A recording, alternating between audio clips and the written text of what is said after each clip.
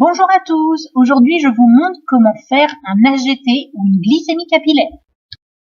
Comme matériel, on aura donc besoin d'une boîte à aiguilles, d'un haricot, de gants non stériles, de petits cotons et du petit étui que vous voyez devant vous qui contient donc l'appareil, le lecteur, l'autopiqueur, les bandelettes qui sont adaptées au lecteur et les petites aiguilles à usage unique qui sont adaptées également à l'autopiqueur.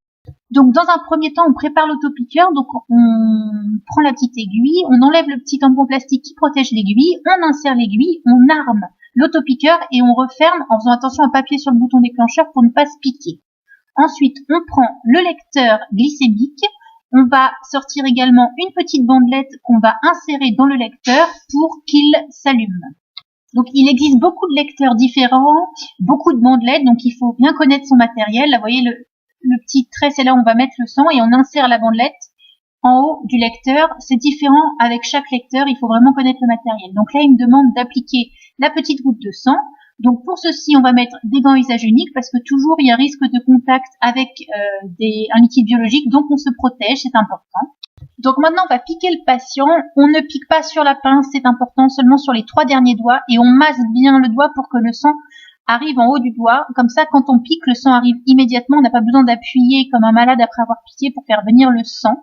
Donc, on prend l'autopiqueur, on appuie sur le petit bouton, l'aiguille va sortir et donc va piquer, le sang sort. Et là, on prend la bandelette et on insère le sang à l'endroit où il est nécessaire pour que le lecteur puisse lire, analyser le résultat. Donc là, on a un AGT 1,23. Donc le mien est très très moderne, donc on peut préciser si c'est avant ou après le repas, mais ils ne sont pas tous comme ça.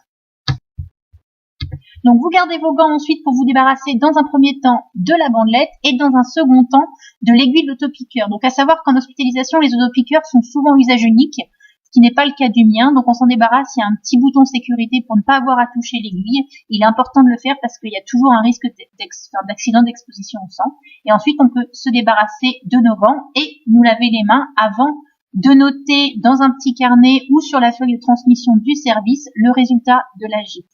Donc je vous le redis, comme il existe plein de matériels différents, il est important de se familiariser avec celui que vous allez manipuler, à savoir celui de chaque service dans lequel vous passez, c'est important. Et voilà, vous êtes le pro de l'AGT. Je vous retrouve très vite pour de nouveaux soins. Bye bye.